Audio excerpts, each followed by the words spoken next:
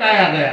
बाल सूर्य जो है तेज नहीं है, वो धीरे धीरे धीरे धीरे बढ़ेगा, अंतर मुहूर्त के अंदर वो सूर्य पूर्ण आ जाएगा और तब तक सारे जीव जो सूक्ष्म है वो सारे क्या हो जाते हैं, लुप्त हो जाते हैं, चले जाते हैं और एक तेजस्वीवान सूर्य आता है।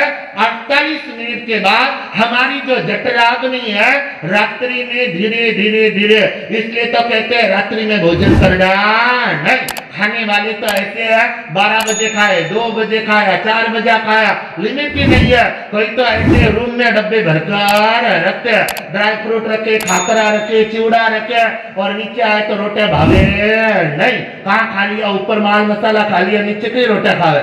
जहाँ वह ऐसी दशाएं हो जाती है और वह आहार की मर्यादा ऐसा होता है, ऐसा ये गलत संस्कार है, ये गलत क्रिया है।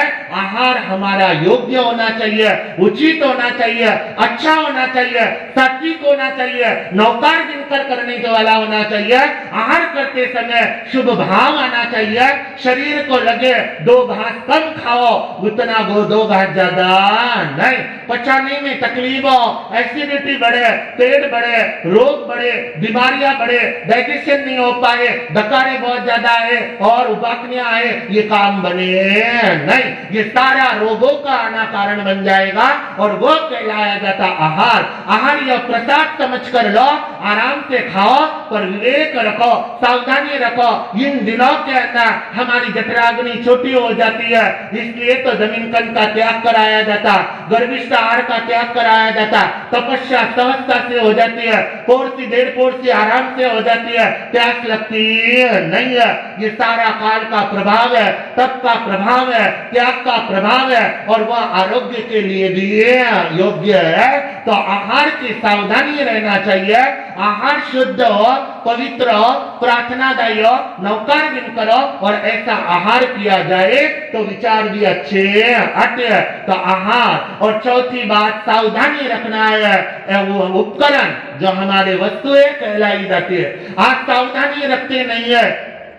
मैंने पूर्व समय में भी बताया था, आप किताब लेते हो, डायरी लेते हो, पेन लेते हो, चेयर लेते हो, आसन लेते हो, सावधानी रखो, जहां से लिया वहां उठाकर रखो। यह बिखरा हुआ रहेगा तो पूरा बिखर ही जाएगा।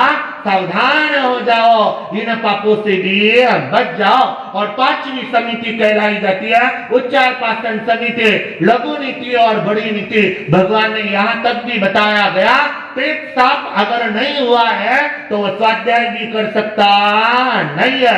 यह आगम प्रमाण है। रोग उत्पत्ति के 9 कारणा ठाणांग सूत्र के 90वें ठाणे में आए हैं और उसमें आया है बड़ी नीति लघु नीति रोककर प्रतिक्रमण चलता नहीं है, स्वाध्याय चलता नहीं है, यानी जंगल जाना, बाहर जाना, यह रोककर प्रतिक्रमण में भी आ जाए तो उठकर जाने का आधार है। क्या है? उत्तराधान हमारे तत्वत्री के पाठ के अंदर 12 आगार बताए हैं, उठकर जाने का आगार है। आकर इच्छा कारणम का ध्यान कर लो और बाद में चालू करो। स्वाध्याय चले नहीं, प्रतिक्रमण चले नहीं, सावधानी रखो। इनके द्वारा भी हमारे रोगों की उत्पत्ति होती है।